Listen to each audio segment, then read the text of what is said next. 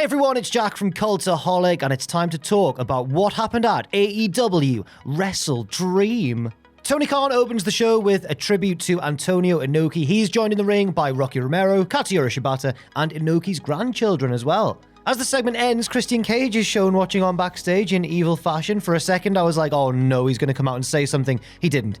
It's okay. The first match of the pre-show is a 8-person mixed tag match pitting the team of Shane Taylor, Lee Moriarty, Mercedes Martinez, and Diamante against the team of Keith Lee, Satoshi Kojima, Athena, and Billie Starkz. The match goes as you'd expect early on, but Athena seems keen to take it to Shane Taylor, but the ref doesn't let her, so Keith Lee comes in instead. Kojima gets in later on and does all of his chops to Lee Moriarty to wake up the crowd and to wake up me as well, because I've been out all weekend for my birthday and I am struggling. Athena and Keith Lee hit their big moves on Lee Moriarty, and then Kojima wraps it up with a nice lariat, and the babyface team wins. If Athena is a babyface.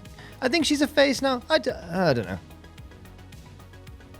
The next match is Claudio Castagnoli versus Josh Barnett. Claudio comes out through the crowd with Moxley to Wild Thing, so it's nice the crowd get to see Moxley and hear his music and give him a nice reception, even with his recent injury woes. Moxley is also on guest commentary for this match, which is a very amateur grappling style sort of bout. Both men constantly going for position or submissions, arm bars being exchanged, stuff like that. Eventually, both men get to their feet and have a bit of a strike exchange. Barnett hits some knees to the head, which wobble Claudio, and then he hits a big wheel kick for 2 as well. Claudio finally gets the swing. Barnett then blocks the neutralizer, but Claudio grabs the submission and then transitions it into a pinfall for the win. After the match, Barnett gets on the mic and gives Claudio a lot of respect. He also implies that he wants a rematch. Claudio then returns the favor and raises Barnett's arm. Very sporting. Wrestling is a sport, and this match reminded me of that, certainly.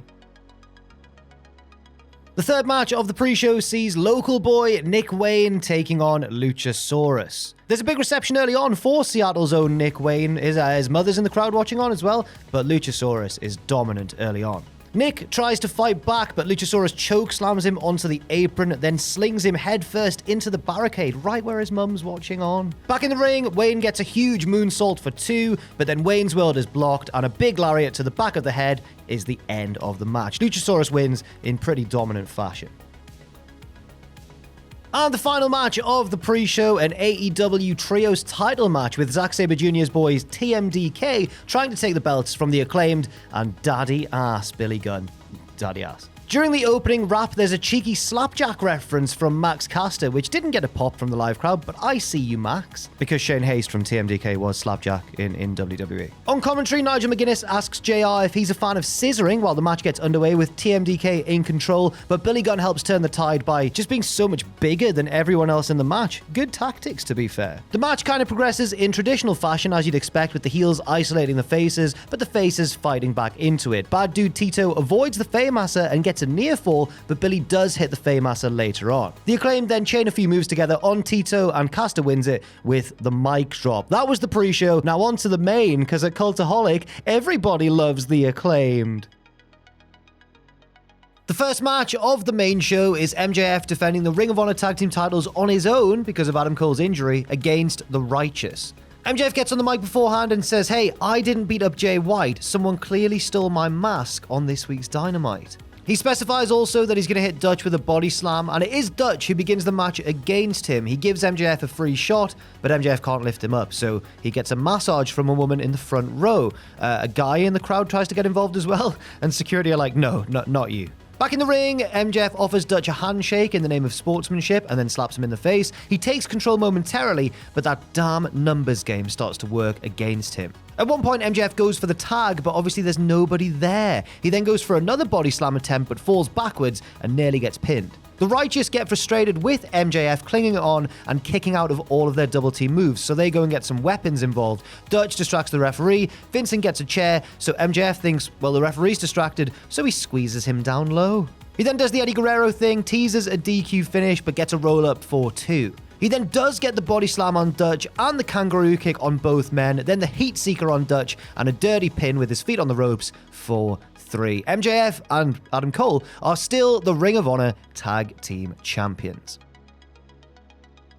The next match is for the Ring of Honor World and New Japan Strong Openweight titles. Eddie Kingston defending both against Katsuyori Shibata. At the start of the match, Shibata just lets Eddie chop him loads of times before firing back with chops of his own, so Eddie pulls the straps down and says, "Come on then," so Shibata boots him in the chest. Shibata gets various early submissions locked in, but Eddie keeps bravely making the ropes. He then hits lots of chops, but Shibata fires up out the corner, so Eddie hits him with one big chop to send him onto his back. Men! There's an exchange of suplexes with lots of fighting spirit, both men fighting back to their feet. Shibata seems to land right on his head at one point, but does pop back up to finish the sequence. He's incredibly tough. Shibata gets wrist control into Antonio Inoki's Cobra Twist submission. Both men fall to the mat and Eddie is in trouble. He almost passes out, but somehow gets the ropes. Both men then exchange back fists and lots more chops, and then an Eddie back fist gets just one, Shibata kicking out and firing up. So then Eddie decides, right, it's time to end this. He hits a Northern Lights bomb, another back fist, and a stacked power bomb for the 3. After the match, Eddie shows Shibata lots of respect and lets his music play, and Shibata gets a nice moment in the ring to enjoy an ovation from the crowd. Nice match, brutal stuff,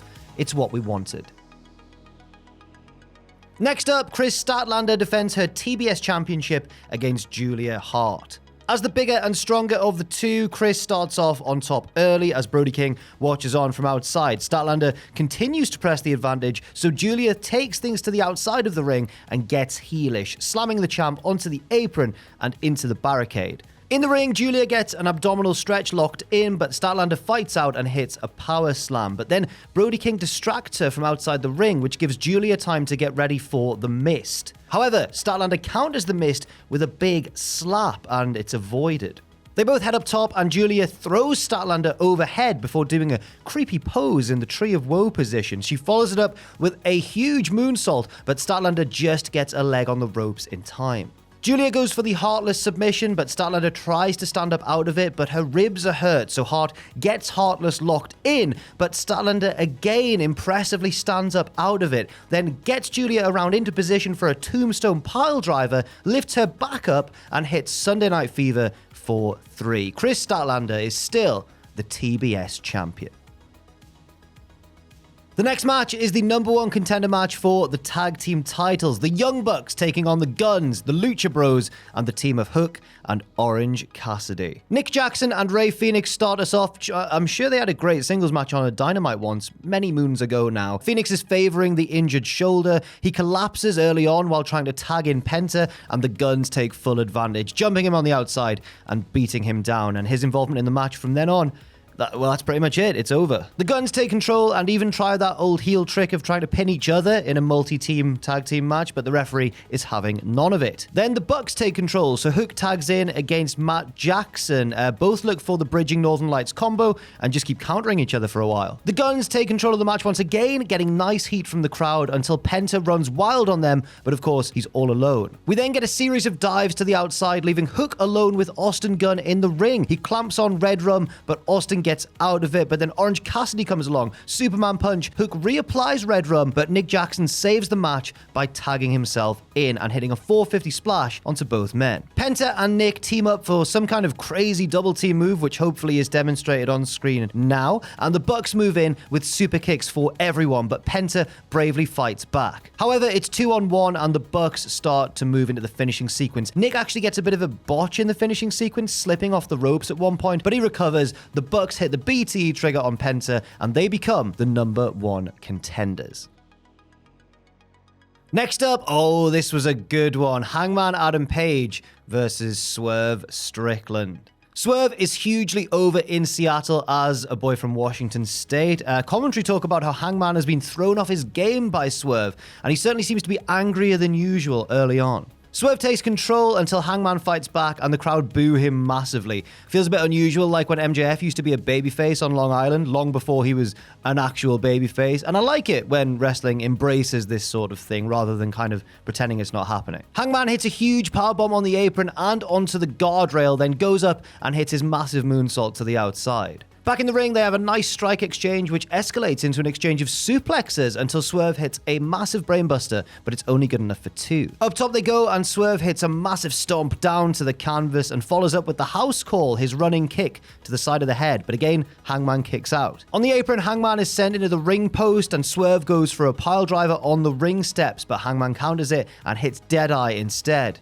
Page taunts the crowd and sets up for the buckshot lariat, but Swerve keeps on cleverly kind of staggering closer to Hangman to throw off the distance of the move, so Hangman just grabs him and bites his hand. Swerve recoils, and this leads to enough space for Hangman to go for the buckshot, but Swerve counters it into a vicious armbar submission, then stomps the arm, a bit like an old school penta arm breaking spot in Lucha Underground. Hangman is checked on by the doctors at ringside, but Swerve isn't waiting around. He heads up top and hits a massive stomp onto the apron. I've said the word massive a lot for this match. There was a lot of massive moves. The crowd are rabid. Swerve hits a 450 on Hangman's arm. It only gets 2, but then he locks in the cross arm breaker, but Hangman makes the ropes. Hangman gets a roll up for 2 and a big lariat, and then he goes for Deadeye, but Swerve counters it into an arm triangle, but Hangman fights out and pounds the damaged hand of Swerve. Hangman avoids another stomp attempt and hits the buckshot lariat finally, but his arm is too sore to make the cover fast enough. 1,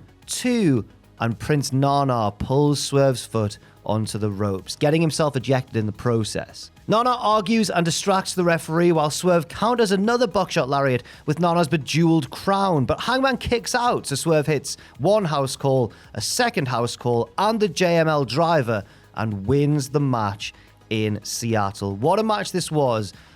You can't argue with the fact that Swerve Strickland really seized his moment here, and fair play to Hangman as well for more than living up to his end of the bargain. What a match.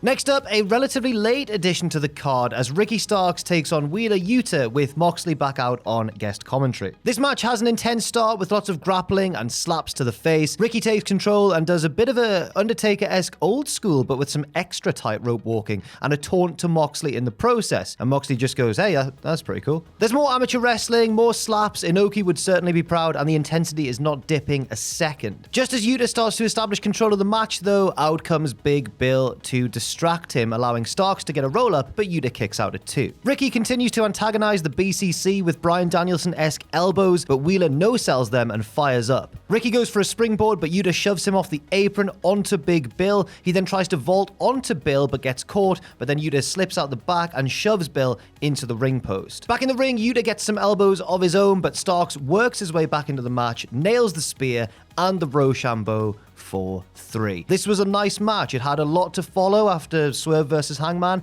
but fair play to them for going full throttle and having a very nice, intense contest. Next up, we have the long-awaited, years-in-the-making clash between 2 of the best technical wrestlers ever, Bryan Danielson and Zack Sabre Jr. This one has a fast start, like a twitchy, intense kind of start with both men looking for openings. Bryan edges the opening exchanges, and he lets Zack know about it, smiling at him, cheeky boy. Zack smoothly grabs an abdominal stretch, Bryan counters into one of his own, then Zack, then Bryan. They tumble down to the mat, and the chess match begins. They exchange counters, and Zack puts on some sort of headstand crab thing. Honestly, there's a lot of counters going on early on, and hey, breaking news, both men are unbelievable at it. They exchange Romero specials with Bryan reversing Zack's in midair to put on one of his own, and it's like funny how good it is. Finally, Zack starts targeting the recently broken right arm of Bryan, and they both exchange not 1 counts, but 0 counts.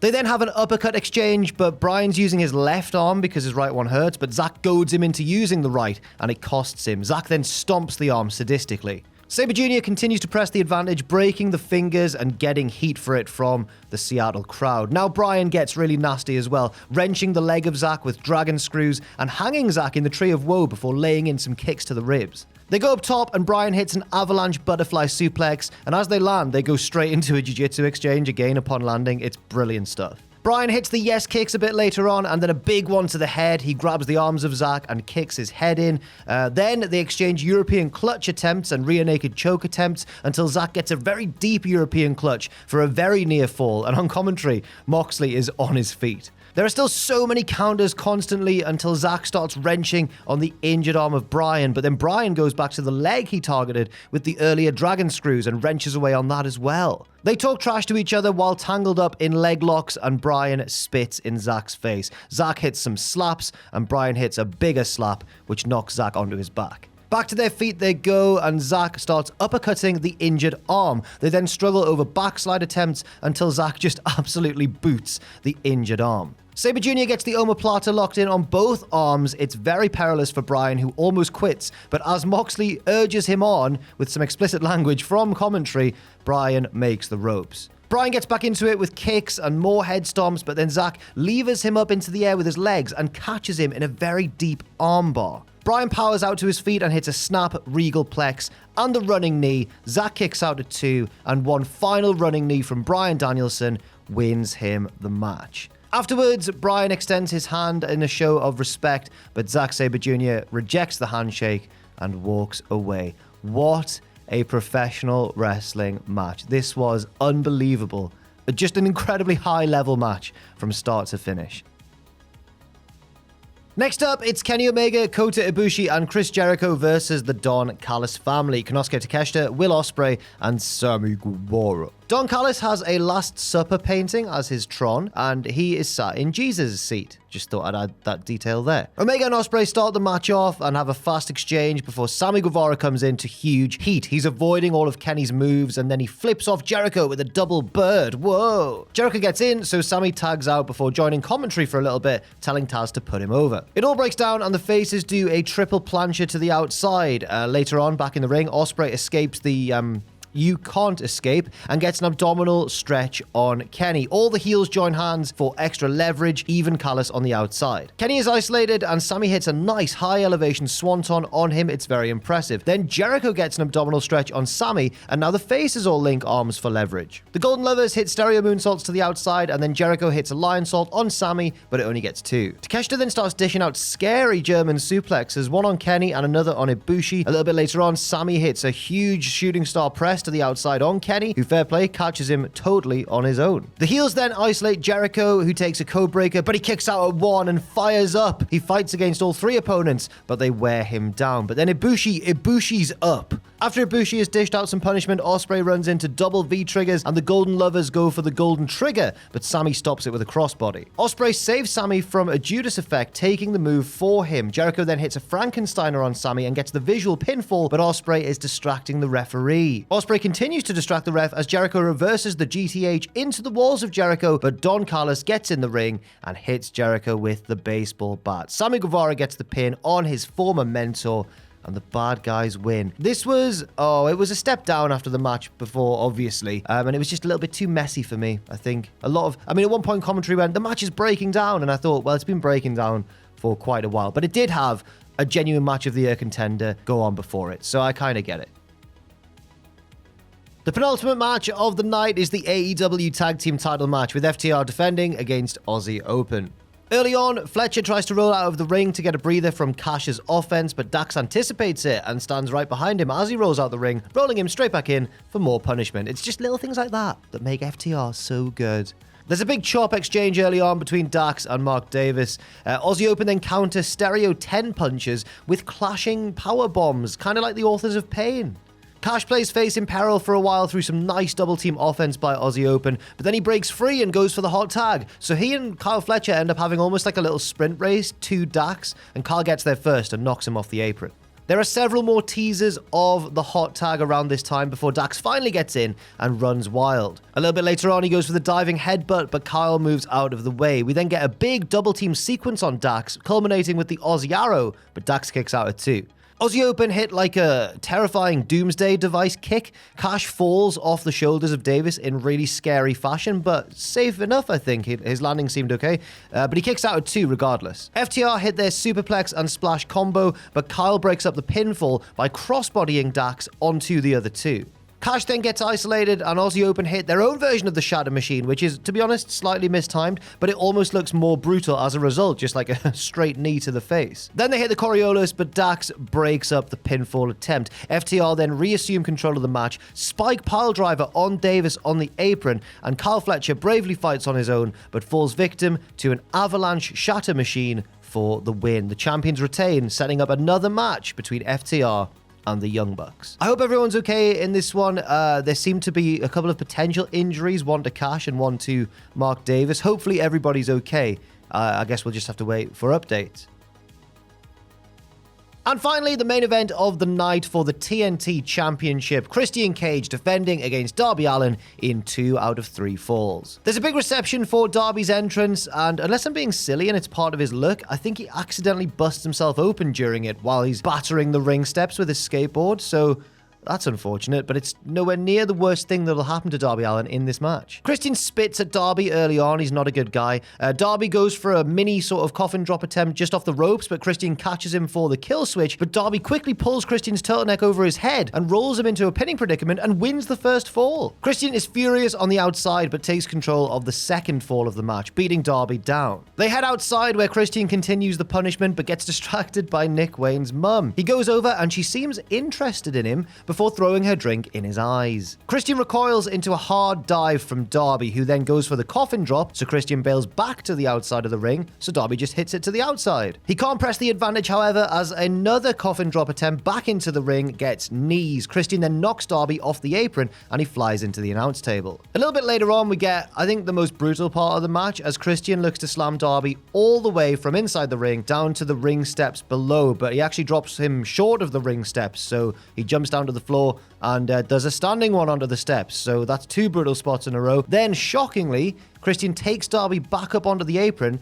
and hits a third slam, the most brutal of the 3. And they replay it several times, and Darby crashes into those ring steps. Not the flat part on the top, like the jagged edges of the ring steps, and he is down and out. Doctors check on Darby as he is counted out, giving Christian the second fall. Christian starts then undoing the canvas and pulling up the padding as a stretcher is brought out to take Darby away. As Darby is loaded onto the stretcher, though, Christian frog splashes him from the top to the outside. Oh my god. Darby bravely crawls back into the ring, and Christian hits the kill switch onto the exposed boards, but Darby kicks out at 2. Darby avoids a spear but gets caught with the Scorpion Deathlock. He fights and makes the rope, then fights back into the match, gouging Christian's eyes and hitting the Scorpion Death Drop. He goes up top, coffin drop, but Christian kicks out at 2. Christian nails a sunset flip powerbomb back into the exposed ring, but Darby avoids a spear, and the referee is taken out. Uh-oh. Christian hits a low blow and goes to get the title belt to use it on Darby, but Nick Wayne runs out and takes the belt away. He measures Christian with the belt, and then turns and hits Darby instead. The crowd are aghast as Christian wakes up the referee, 1, 2, 3, and Washington's own Darby Allin loses in the main event to Christian Cage, who is still the TNT champion. But that's not all. The heels beat Darby down after the bell, so Sting comes out to try and save the day, but Luchasaurus arrives and it's 3-on-1 as they all beat Sting down as well. Christian sets him up for a concerto, and then the lights go out. We see a short film on the Tron. Someone is driving a car to the arena and gets out of the car. Who could it be? It's none other than the man formerly known now as Edge, Adam Copeland, who comes out. He's still got the Alter Bridge tune. It's still him. He looks fantastic. Adam Copeland gets in the ring. It's unclear what he's going to do at this point. Christian gives him the chair. He measures Sting for the concerto, but then of course he hits Nick Wayne with the chair. Spear to Luchasaurus, excuse me. Spear to Nick Wayne as well. Christian's out of there. He runs away from Adam Copeland. He doesn't want any part of him, but this is clearly going to lead to a confrontation somewhere down the line. The crowd response for Adam Copeland's entrance there was absolutely something to behold, and generally, it was a very exciting night of wrestling action. I think my favorite match was Bryan Danielson versus Zack Sabre Jr. I wouldn't be surprised if you thought it was maybe Swerve versus Hangman Adam Page, but let me know what you thought, and let me know what you thought of the show in general in the comments section down below. Thank you for watching. Thank you to Owen and Joel on the edit for this video as well, and we'll see you very soon.